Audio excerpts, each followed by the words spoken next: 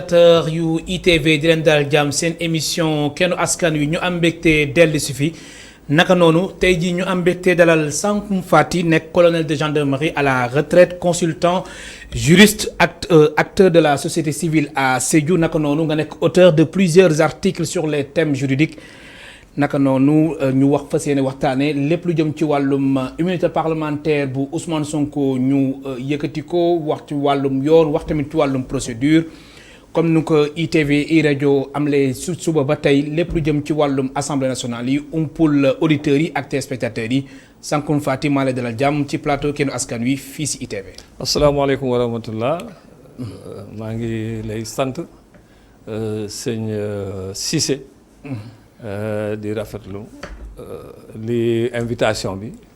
voilà mooy loolu ma puisque du kàllama boo xam man soose la maa ngi koy def ñaanu allahumma ashrah li sadri wa yassir li amri wahlul uqdatan min lisaani yafqahu qawli macha allah voilà maa ngi naa ci góorgóorlu oui macha allah firil ci loo xam ni ci laa xaw a forte ci xam-xam parce que ñu ne looy wax parce que mbir bi droit la comme te ñu damay waxaral di wax man nitu yoon laa te yoon laa jàng donc nit matul mais dinañu fexe ba leeral lu ñuy wax ci teew ko ci kaw xam-xam te xam-xam nag da nga ko teg ci kaw ragal yàlla parce que xam-xam bu tegu boo ko tegul ci ragal yàlla xëy na nga am ci ay quelques retenues. mais voilà incha allah mais yéen seen biir juristes yi ñi nga xamante ne seen xam-xam dafa màcc ci wàllum yoon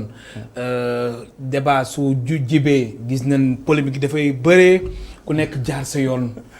si wàllum interprétation. waaye interprétation vous savez en droit. oui droit dafa am lu ñu gën a wax ñaari technique pour di interpréter. oui. Interpréter selon l'exégèse, interprétation exégétique, c'est-à-dire histoire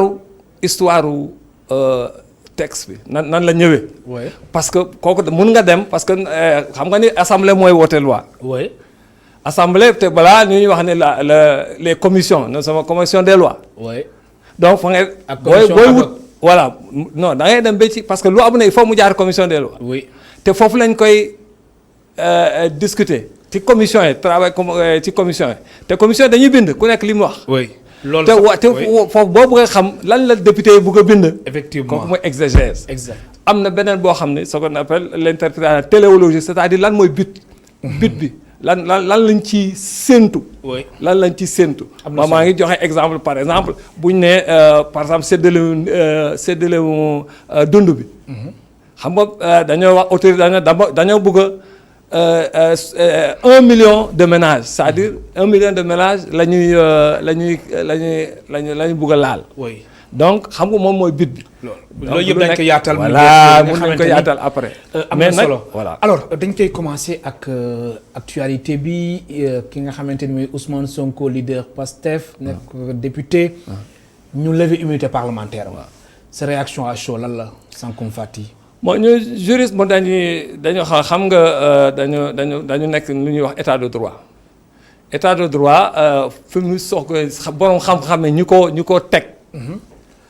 mun nañu wax na ci Montesquieu. ñoom Kelsen ñee nañu ñett firndeel. oui moom moo am ci état de droit. te lu état de droit boobu sax. nga baal ma daañu si ñëw ci kanam. tuuti ndax gis nañ 102 universitaires. voilà yu si def taxaw seetlu. voilà alors levée immunitaire parlementaire maa ngi ñëw ci loolu. parce que ci biir. oui dafa am séparation des pouvoirs. oui parce que troisième mandat bi mooy séparation des pouvoirs. te séparation des pouvoirs parlement am na ci mooy assemblée nationale exécutif ak judiciaire. léegi ci liggéey parlementaire la donc loi yi nañ lañ koy voté. par exemple immunité parlementaire lan lañ koy voté. xam na ni dafa jógee justice. le ministre de la justice. moom moo bind bataaxal. parce que ci texte boobu loolu la jot assemblée nationale assemblée nag dafa am seen procédure ci biir. comme ni nga ko waxee ni. mooy seen règlement intérieur. voilà seen règlement intérieur. loi la loi disons loi organique la. loi bu am bu diis la bu am doole. donc ci loolu la ñu wéyee former seen commission ad hoc parce que loolu mooy seen procédure interne léegi kii voté moom mooy la plénière. ñu voté dañ koy voté comme loi. oui nag gis nañ 90 yu nga xamante ni 90 voix pour. benn contre moo si jot a am ak ñaar ñi nga xamante ni dañ si maanu. wala ñu wax ñaar abstention. waaw effectivement donc yu mel noonu dañ koy voté comme loi ordinaire. donc c'est là à la majorité. ñi ëppale ñi ci nangu loi bi day jàll. donc moo tax immunité bi jàll. voilà ça veut dire immunité nag xam boo faram-fàcce ko tuuti. oui parce que immunité dafa mel ne vaccin immunité mooy moo lay aar ngir dañuy wax ne malaanu kiiraay. malaanu kiiraay bu ne dafa wute. biiraay kiiraayu dafa mel ni vaccin fièvre jaune bokkul ak. vaccin bon immunité bu député malaanu kiiraay député bokkul ak malaanu kiiraay président bokkul malaanu kiiraay. nu mu tuddati ambassadeur. donc bu ñu ko teggee léegi ça veut dire que député dañoo ne bu fekkee ne député nga bu amee crime wala délit parce que plusieurs dañ ko expliquer. oui flagrant délit. voilà bu fekkee ne ci sa liggéey li nga war a wax li ngay voté dañoo wax ni am na juróomi mbir ci police kenn di la ko mën a teg. mënuñu la rechercher di la wut pour mënuñu la jàpp. mënuñu la arrêter mënuñu la poursuivre mënuñu la juger ñeenti acte de police yëpp am na lu ko loi bi tënk. mais nag suñu la xasee ba. lever sa immunité parlementaire voilà mbir mi dafay féete. da ngay mel ni citoyen simple. boo xam ni yoon justice dafa la soxla. léegi yoon moo si des. waaw yoon rek moo si des. parce que yoon ci bokk na ci. mandarga état de droit parce que wax naa am na séparation des pouvoirs mais am na deuxième. oui am na ñaareelu mandarga bi moom mooy l'égalité des citoyens c'est-à-dire citoyens yëpp ñoo yem ci droit. citoyens yëpp amul xaj ak seen nga nekk ku ñuul nga nekk ku weex yow citoyen sénégalais nga rek. oui yéen a yem. ci kanam loi. alors Sanckoum Faty yow sa xam-xam dafa màcc ci wàllum yoon.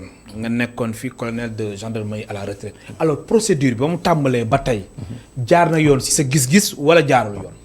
yoon bi xam nga ñett la yoo xam ne bu nekk dafa am loi lu mu ko tënk. oui d'abord bu amee dara dafa plainte moo am wala gendarmerie dal ci benn infraction.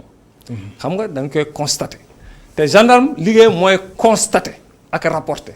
moom li ma fekkee ak li ñu ma wax loolu laay bind nga signé. ñu yóbbu ko koo xam ne mooy suñu chef gendarme parce que gendarmerie dafa am ñetti chef. oui faram-fàcce ko. voilà bu njëkk bi mooy chef militaire.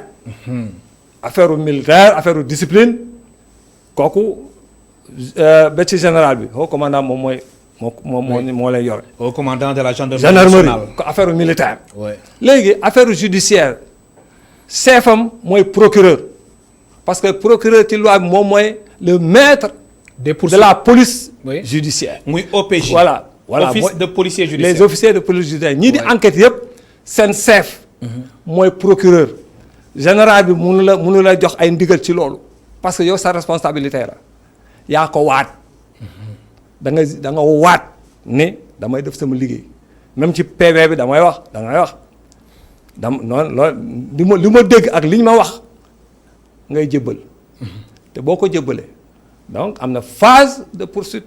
procureur moom tamit day diisal enquête. mais cas bii nii. cas bi ci yoon. jaar na yoon juge d'instruction moom moo si des. juge d'instruction bu 8e cabinet. voilà juge d'instruction nag moom moo ëpp doole ñi nekk si suba mooy procureur ak les officiers de police ici gendarmerie. oui parce que ñooñu xam nga gendarme agent de l'État la. oui. procureur agent de l'État la. n'est-ce pas. oui ak li ñu ci wax yëpp agent de l'État la mais am nañu suñu responsabilité ci kanamu li nga waat. am nañ ci responsabilité am nga ci responsabilité fii ak feneen. maanaam liggéey bi jaar yoon. liggéey bi na jaar yoon bu jaarul yoon d'abord sanction militaire am na ci également mun nañ la yóbbu ci yoon boo demee mardi wala xam nga ban jour boo demee tribunal di nga gis am na tribunal militaire. oui dañuy wax tribunal militaire mais tribunal normal le juge normal moom moo lay juger comme ni ñuy atteindre leen mais dañu am ay assesseurs yoo xam ne ay militaires lañu. oui voilà ensuite maintenant léegi parce que juge d'instruction boobu beneen niveau la parce que moom il est indépendant moom du agent am nekkul ci hiérarchie. maanaam su ma la comprendre bu Voilà. baax maanaam procureur de la république. moom Voilà. dafay nekk si ndigalu ministre de la justice mais juge d'instruction moom. nekkul si ndigalu ministre de la façon justice administrative. exact c'est dafa ça administrative. parce Ouais. que procureur mun nañ ko wax ni toppal wala n'importe quel citoyen am na droit nekk indi naa sama plainte war nga ko topp parce que égalité li ñu ma wax ni maintenant amul kenn koo xam ne mun na wax procureur ci loi bu topp donc am na firnde même bu ñu ko ne boo sa sem ne nga seet et cetera am na possibilité dem parce que yoonam la droit la dañuy wax ni booy bind loi moo la tënk mais booy plaider oui en tant que procureur tu es libre parce que comme làmb la rek làmb balaa muy commencer xam nga avant làmb oui caw yëpp mu ne mais nag quand même Mais- procureur moom day ñëw à charge. charge comme le enquête moom. Enquête. xam nga gendarme moom. oui. gendarme day recueillir rek. amul lu muy sa moom loi lan la loi wala waa ji ki muy entendre li muy wax. loolu rek lay bind. procureur moom mun na laaj ñeneen encore mais juge d'instruction dafa am doole c'est-à-dire ci pouvoir d'investigation c'est-à-dire pour enquête. oui parce que mun na bind sax même bu nekk à l'étranger mooy commission rogatoire mun na demander lever par exemple secret bancaire oui. ou quelque chose comme ça en tout cas lu bare yoo xam ne am na ci loolu si ay prérogatives wala ay moom la bokk. prérogatives donc dafa am doole ci enquête bu ñu convoqué nit mu ñëwul dañuy def mandat ñu jël ko. voilà justement léegi Ousmane Sonko démb nee na procédure bi jaaru yoon loolu sax man réponse bi may xaar si yow ba léegi dégguma ko. maanaam xaaral sax mu ñëwaat si avant convocation bi procédure bi jaar na yoon wala jaarul yoon. yow nga xamante ne xaaral ma wax la gendarmerie sax xam nga gendarmerie. oui. dañoo wax ne gendarmerie dañ ko convoqué mu ñëw. mu ne dafa am humilité. oui ma fàttali ne. oui. d'abord les faits ak le droit. faits yi rek boo fàttali ko affaire Petro-Tim ba procureur lancé appel à témoin. à témoin. oui. ki ngay wax ni député il a répondu dem na wuyu ne mis à la disposition ne man maa ngi pare naa maa ngi disposition waxuñu affaire maintenant kiirlaay bi ma lay expliquer nii. bu fekkee ne crime wala délit ñaari mbir lañ la moo lay aar. mooy arrestation ak poursuite kenn mënu la poursuite mais déglul sa témoignage kooku poursuite commencé gul arrêté wu ñu lay n'était pas question bu ñu la bëggee arrêté moom kenn mënu la arrêté. poursuite moom voilà. mais léegi procédure bi jaar na yoon wala jaar. boobu jaar na yoon ci gendarmerie. jaar na yoon. jaar na yoon kon mais mënu ko assemblée nationale nag. assemblée nationale xam nga assemblée. mbir bi daal mbirum x bi indi na coow. non assemblée li loi bi te wax. député yi nee nañ turu Ousmane Sonko moo si nekk. non député yi nekk si majorité bi xam nga loolu. xam nga séparation des pouvoirs dafa am c'est-à-dire lii xew assemblée nationale. même juge bi munul wax ni ne yéen assemblée lu ngay liggéey baaxul. munu ko wax. kenn munu ko wax. ñoom ñoo am seen procédure boobu parce que nee naa la règlement intérieur assemblée nationale loi organique la. président mënul wax ne yéen ni ngeen liggéey baaxul amul benn juge boo xam ne am na sañ-sañ ne yéen li ngeen liggéey baaxul li am solo mooy dañ ko voté liggéey bi ci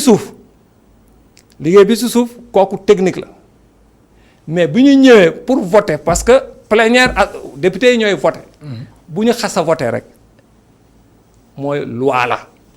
day jaar yoon comme. benn problème. amu ci en tout cas. ci koo xam ni. koo xam ni mi ngi ci mooy juriste ou quelque chose comme ça. alors maintenant. voilà même bu amee lu tëq-tëq seen mbir bopp la voilà. alors Ousmane Sonko dem mu ni mbir mi ndax bu njëkk ba dafa waxoon ni mbir mi suñ lever immunité parlementaire am simili stop wala suñ ko levé 10h pile 10h05 mu dem wuy ji alors dem mu ni mbir mi daal procédure bi jaaru yoon kon moom du wuy ji. waaw xam nga citoyen li ma leen wax citoyen mooy nga fonk sa xam say droit. xam yoon bi tegu sa kaw parce que ay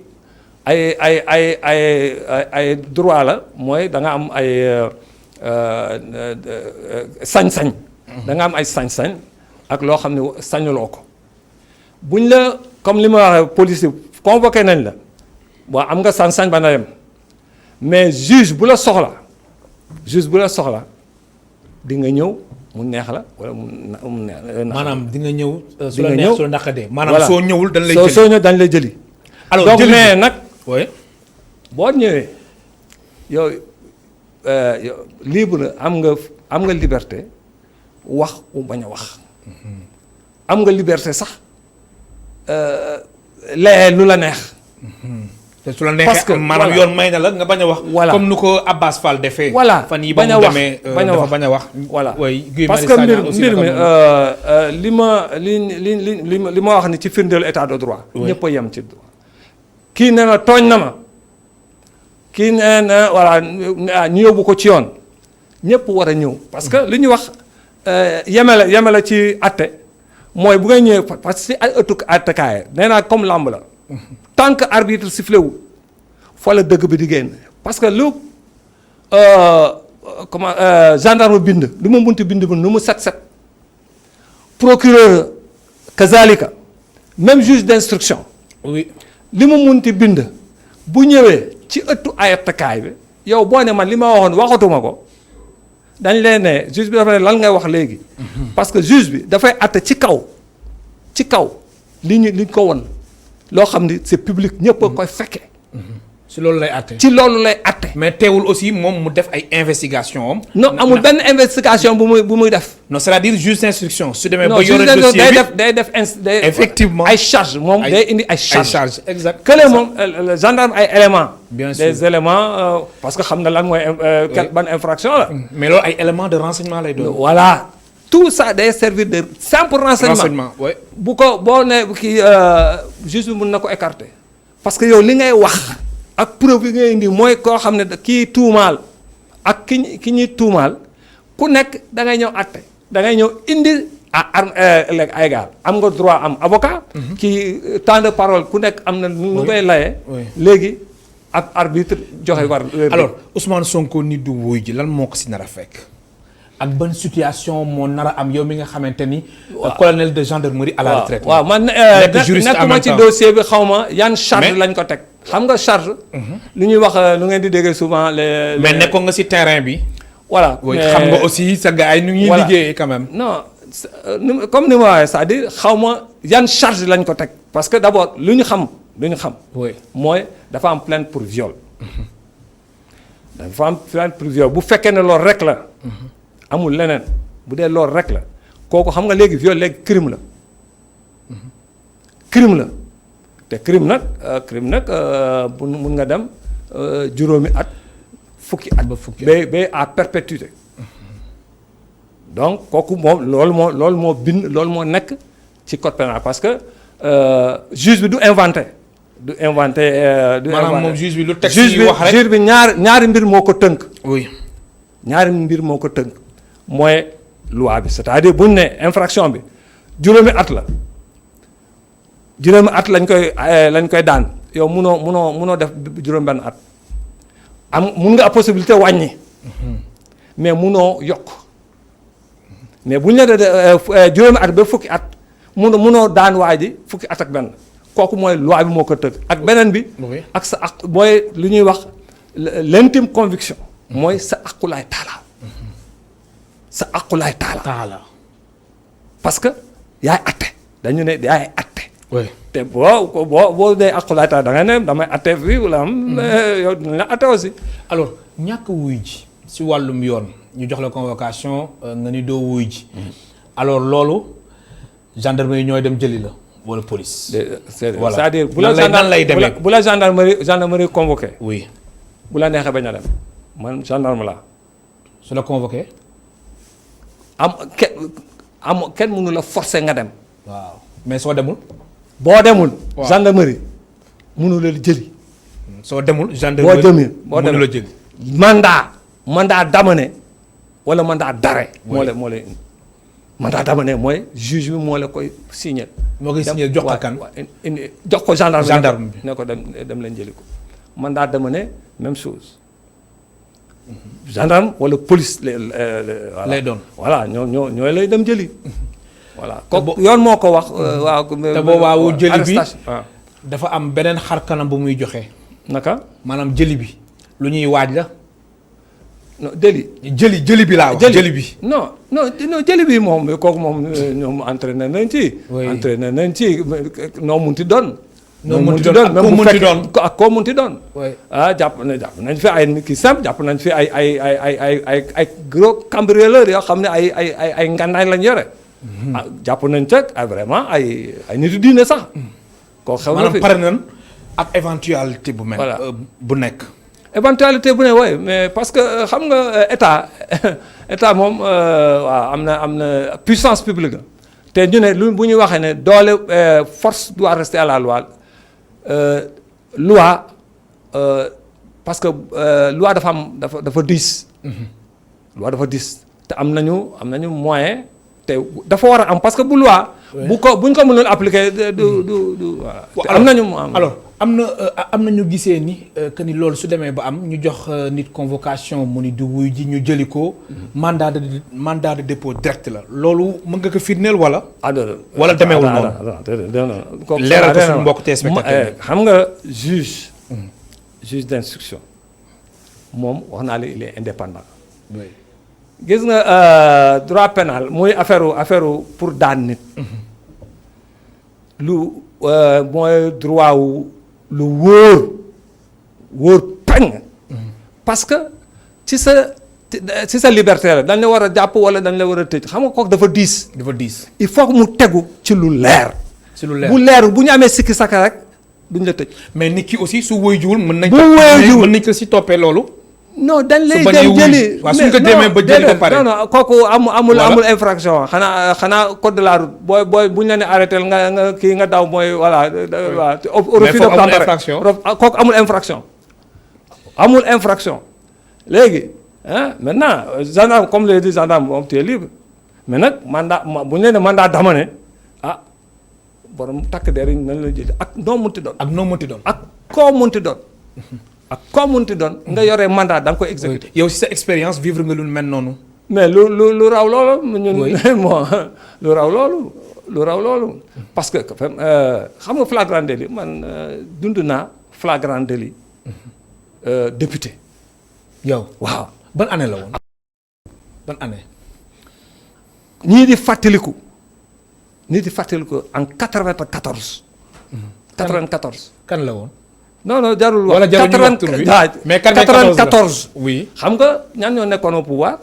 le parti socialiste. oui député am ci fu ñu nekk à l'apogée mais dafa def flagrant délit ñu jàpp ko mu def ñu garder ko à vue yóbbu ko procureur def ko mandat d'arrêt et mandat de dépôt safrla mu def mandat de dépôt ñu jugé ko. mais mu wujju woon na. mais dañ ko jëli.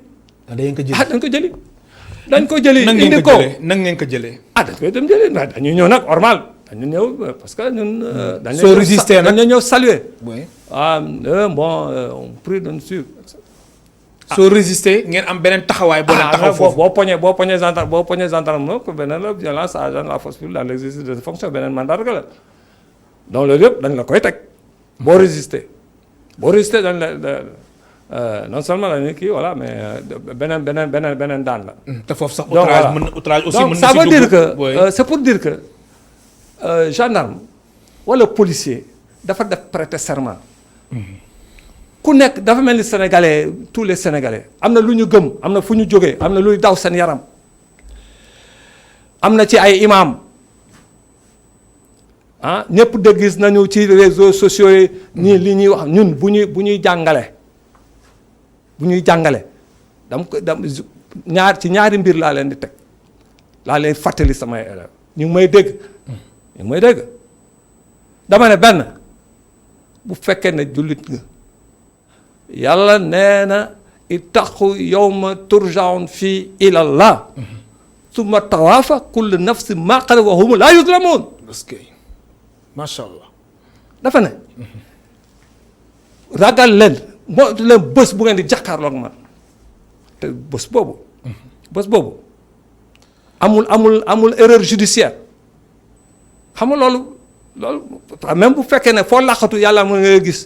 deuxièmement si hadis la kullukum raa'in kullukum mas'uulun an ra'iyyatihi. yow dañ la dénk responsabilité. yow da ngay sàmm pour nga sàmm ko. rasulullah sallallahu alayhi wa sallam nee la dañ lay atte ci loolu. yow boo nekkee nga nekk police de la route yow rek nga toog foofu nga fooni li ngay def yàlla gisu la inna Allaha kaana aleykum raqiba. yàlla nee na man sama bët mi ngi ci yéen loolu laay wax samay élèves yi. alors par conséquent ñoom. seen liggéey. am na fu mu tëkk ay sénégalais comme tout le monde am nañu sëriñ am nañu lu ñu gëm am na lu ñu moytu. donc dañuy def seen liggéey. juge yi kazalika. ñu def seen liggéey. voilà ku ko deful parce que nee naa justice xam nga ñaari justice yàlla kooku moom du juum. mais justice nit ñi ci suuf nee naa justice mun na juum parce que erreur judiciaire mun na am. oui des fois day am sax. day am. mais mooy suñu justice dañ ko war a respecter. li ñuy wax ci justice man quelquefois daf may yéem parce que ñaata tribunal moo am ci Sénégal boo ko mënee xayma sax bés bu ne. ak ñaata dossier lañ ñaata dossier la ñuy boo demee tribunal ñaata dossier la ñuy traité. mun nañu wax ay téeméer wala junni mais. pourquoi se fait-il mu am ay quelque am na suñu benn sëriñ bu mag mu ne mais ñoon boo déggee ñuy ŋàññi justice c'est parce que borom yàqu yu rëy moom moo nekk en problème. alors que nee na égalité yéen a yem. ñëpp a war a yem. ñëpp a war a yem.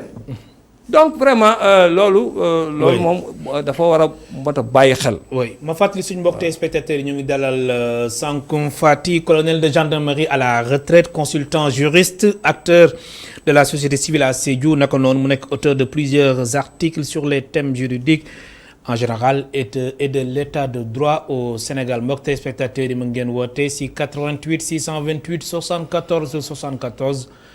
88 628 74 alors Sankoum Faty mbir mi nekk affaire privée mais dafa mel ne dafa basculer ci affaire politique maanaam ñu bëre suñ si wax léegi dañ jàpp ni mbir mi complot politique la Ousmane Sonko moom dafa dëgg tànkam ni mbir mi politique la. waaw xam nga boo laajee juriste wala gendarme. oui. lu nga ne fang ne jonn la xam. lu ni fangaaral. wala nga ne fang dañoo ñëw ci ñoom nee na rek man dañ ma teg lii wala dañ maa gaañ. lii lañ ma def te yow citoyen nga. yow agent de l'état la da nga waat ni lu mel noonu bu njëmee dam ko war a gérer parce que citoyen la am nay droit. oui ma jox ko àqam. nga woo procureur ne man am na lii am na mu ne la sa liggéey la continuer la. nga jël def say enquête. ñi nga war a déglu nga woo nga xam ne ñii de parce que boo dégloo kii baax na tamit ci enquête nga déglu ñëpp. nga déglu ñëpp. mais boo amul mais mbir bi tàmbali na ndax gis nañ. voilà juge d'instruction dem déglu na Adji Sarr. voilà semaine prochaine. dana déglu Sidi Ahmed Mbaye. naka noonu aussi ak. Khady Ndiaye bi nga xamante ni moom salon bi. ainsi de suite. voilà xam nga mun nga wax ni xam nga wax politique ak droit. même faculté lañ koy jàngee. droit et science politique. oui mais bu amee mbir amee mu am ni dafa am leneen ñu ne dafa complexe affaire complexe da nga leen di séparer. nga xool lan la ci yoon wax ak lan la ci politique wax mais boo ko boolee. oui politique ñun dañuy wax ni politique mooy li am. lii am. droit mooy li war a am. li war a am léegi oui ñun boo ko jëlee ci côté boobu. droit dafa am benn citoyen boo xam ni boo xam ni dañ koo tooñ. mu ñëw ci justice dawal. maintenant loolu lañ xam loolu lañ jàng. maintenant buñ ci boolee leneen voilà kooku. vraiment loi xamu ko gendarme xamu ko. voilà procureur xamu ko te juge xamu ko. voilà justement su ma la comprendre bu baax mooy li ñuy coow ni yëpp naan politique la juge bi moom loolu lijjantiwu ko. maanaam moom day xool texte yi lu ñu wax yoon lan la wax si mbir mi mu àtte ko bu dee misaal. nga def ko comme làmb. xam nga avant làmb bi jot. ñëpp ku nekk da ngay wax sa bopp. ku nekk da ngay pronostiquer quelque chose comme ça nañ ko yemale ci sport boobu. parce que yéen ànd à force égale ngeen dem ci géew gi bu arbitre bi sifflé ci kanamu ñëpp la ku ñu daan dinañ ko gis dina am ralenti sax. donc mbir yi foofu la dëgg di génne. parce que ku nekk da nga ça veut dire ñu yemal ko loolu. maintenant boo ci boole ne juste xamul loolu juste loolu li nga wax nii ak li nga génne. li nekk ci ginnaaw keneen ki. vraiment yoonam. mais dafa mel ni Ousmane Sonko xaarul dara si justice bi ndax dem nee na mbir mi complot la cité na ministre de l'intérieur naka noonu procureur de la République Serigne Bassirou Gueye. ak Samba Sall doyen des juges naka noonu Mamadou Seck nekk juge d'instruction du 8e cabinet bu palais de justice bu Dakar. xam nga ki ñu topp am na droit wax lu nekk. voilà am na. mais waxin bi nag. voilà est-ce que loolu parce que nag wax nag xam nga liberté la. oui xam nga liberté la. oui wax nag bokk na ci liberté yoo xam ne constitution bi dafa am fu mu ko tënk.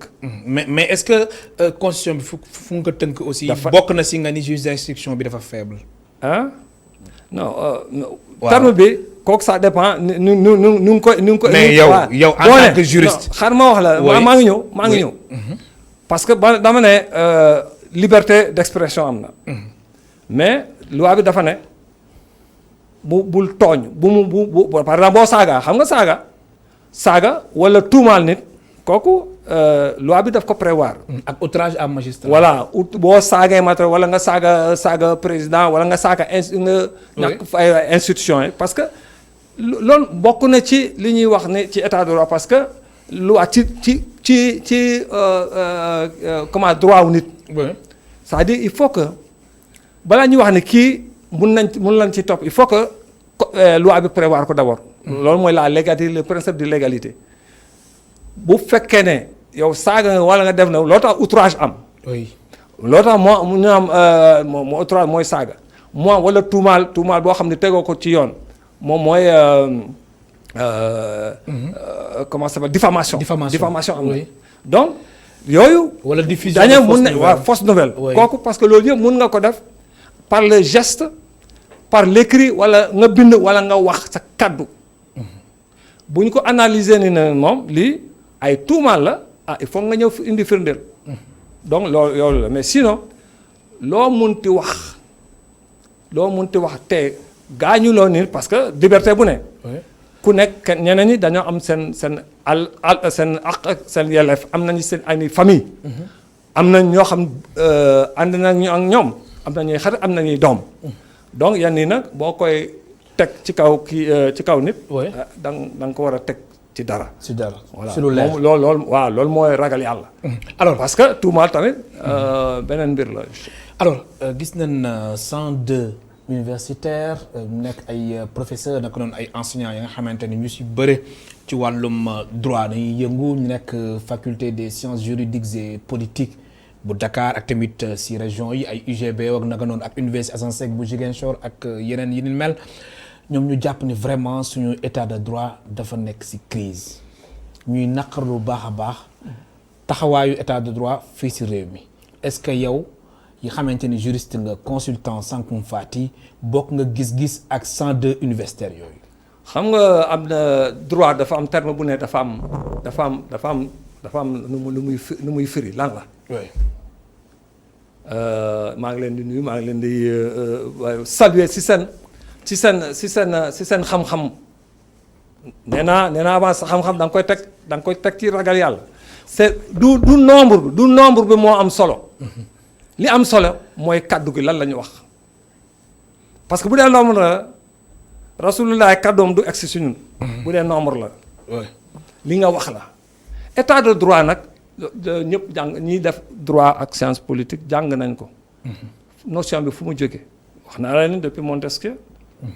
ñëw ba ñu théoriser ko dès Kelsen wax na ni wax naa la commencé na ñetti mandarga moom mooy nekk état de droit mooy lu ñuy wax la hiérarchie des normes c'est-à-dire il faut que dans un pays day kersa loolu la wax mu ne dans un état il faut que norme moom mooy charte yi charte bu gën a rëy moom mooy constitution topp ci les traités et conventions yoo xam ne dañ ko ratifié topp ci loi yi ordinaire topp ci règlement yi mooy li comment ça s'appelle autorités yi jël ay décrets yi ay ak arrêté et cetera de telle sorte que décret munul contredire loi loi tamit munul contredire convention internationale convention internationale balaa ko koy signé sax il faut que mu méngoo ak constitution mais léegi suñu état de droit nan nga ko gisee bu loolu amee xam nga fii kenn ndax ñoom seen manifeste bi vraiment nee nañ daal suñu état de droit bi moom doxul ma léegi mu leer oui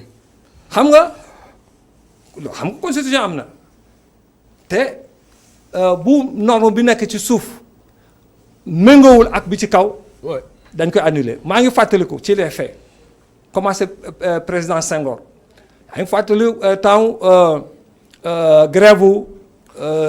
grève des 68 les événements de 68 am na étudiants yoo xam ne dañ leen jàpp et cetera ñenn ñi dugal am na ñoo xam ne dañ leen tax te président moo signé décret pour tax leen mais dañoo attaqué ce décret là. C'est l'affaire Wardini. ñëpp étudiants yoo xam nañ ko.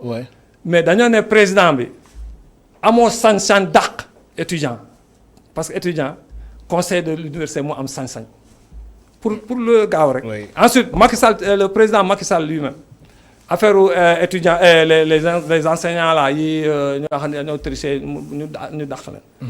mais Cour suprême daf ko annulé ne ko non amoo sañ-sañ def ko donc l'arrêté ça veut dire que yow boo jëlee benn boo xam ni ça contredit koo xam donc mandarga boobu am na. hiérarchie des normes. Deuxièmement, égalité des gens, égalité des citoyens ñëpp a yem. Donc ci lii bu nee citoyens yëpp ñoo yem kii porte plainte ak ki ñu plainte ñoo yem droit. ñoo yem droit donc il faut que nit ñi nangu loolu. boo ko nangul mënoo wax bu nga wax ni donc état de droit bu la neexee nga wax lu la neex mais il faut que ñu traité la sur le même point d'égalité parce que yéen a yem. am na solo. Troisièmement man nag moom mooy séparation des pouvoirs ñetti séparation des pouvoirs nag. muy pouvoir exécutif. voilà législatif. voilà te loolu tamit il faut mu leer ku nekk da nga war def sa liggéey. nu mu waree voilà liggéey nga wax. liggéey mooy liggéey député lan la. mooy wote loi voté damay ne mooy oui wala non comme li xew ni oui alors. voilà Sankum Faty yow acteur société civile nga sa Sédhiou. situation Casamance nekk lu la soxal bu baax ndax xam nga ko bu baax. Ousmane Sonko aussi si dem discours am jàpp na ni aussi mën na su doon dem bay jàppale Macky Sall te sax nee na du jàppale day def du ko war mu jëm ci wàllum jàmm am si Casamance d'abord na nga gisee discours am boobu. jàmmu Casamance. oui. bépp sénégalais la itteel. waxuma sénégalais sax même dëkk yu ñu wër yëpp. jàmm ci boppam la yàlla bugg ci suuf. jàmm mais mun naa man Casamance laa dëkk man bi ma doon fêter sama 19 ans maa ngi nekkoon dans les troupes d'intervention pendant la guerre Guinée-Bissau PAIGC. oui. donc ñun xeex nañu pour aar population Sénégal population Casamance. te gis nañ fan yi armée bi taxawaay bu am solo bu mu fa am les forces de défense et de sécurité. ñëpp ci nekk kooku mooy creuset national. am na benn at dañoo jël comme thème 4 avril les forces de défense ak de sécurité comme exemple de l'éducation à l'unité nationale et à la citoyenneté mooy. li armée mel ak lu ñuy doxalee ak lu ñuy jàngale kooku mandarga la ñëpp war nañ ko roy pour ñëpp nekk benn. ñëpp dëkk kaddu donc jàmmu Casamance mooy jàmmu Sénégal ñëpp ci war a dugal seen loxo parce que xam na. waaw bu Casamance. donc voilà. donc su ma la déggee tamit en 30 secondes ndax émission bi daanaka jeex na. il n'est pas question Casamance di dellu nu mu meloon. non amul benn Casamance. oui amul benn Casamance. buy ñaan li amoon ñu dellu ci amu ci. amu ci nga jëf dara nga bañ ci jëf. mais oui voilà léegi si sa gis-gis saafara bi lan la très rapidement. safara ngir jàmm ji dellu si fa définitivement. non Casamance kay continuer dialogue bi rek comme li ñuy wax. mais taxawaayu armée bi fan yi am na solo. non armée nag moom ci devoiram lay nekk. oui léegi nag dialogue ak ci suuf kooku moom mbiru les autorités yi la. les politiques wax nañu même les religieux ñëpp nañ ci bokk. kooku moom armée moom dafa am mission. bu nit ñi ñu aar leen seen moomeel ñu aar leen parce que il faut que ñu assurer sécurité pour que développement am donc ñun loolu seen liggéey dañ ci taxaw. ba mu mot sëkk ñu ngi rafetlu nag vraiment collaboration yi ak li ñu am ak dëkk yu ñu wër. parce que ñun bu ñu amul jàmm ñoom du ñu am jàmm. léegi yàlla def na ba ñu déggoo. ñu ñëpp jàpp ci. voilà donc yaakaaruma ne dinañ mun a dellu amul kenn ku ko ñaan Sankum Fatima lay gërëm baax di la sant. voilà maa ngi lay remercier aussi di la sant bu baax. jërëjëf di nuyu ñëpp. mu nekkoon Sankum Fati colonel de gendarmerie à la retraite consultant juriste naka noonu acteur de la société civile à Sédhiou, auteur de plusieurs articles sur les thèmes juridiques en général et de l'état de droit en particulier mu nekkoon tey suñ gan si émission Kennu Askan Wi mbokk tey spectateurs yéen tamit abun seen fay di leen gërëm baax di leen sant ba altine incha allah ñeenti waxtu.